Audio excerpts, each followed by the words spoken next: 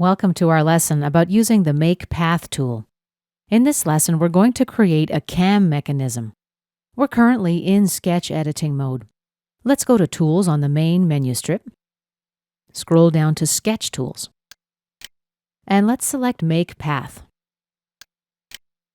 Now we're going to select the entities which outline the cam. Click Accept.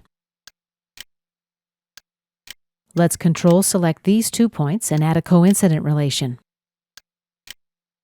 Now let's select the circle and the path and apply a tangent relation.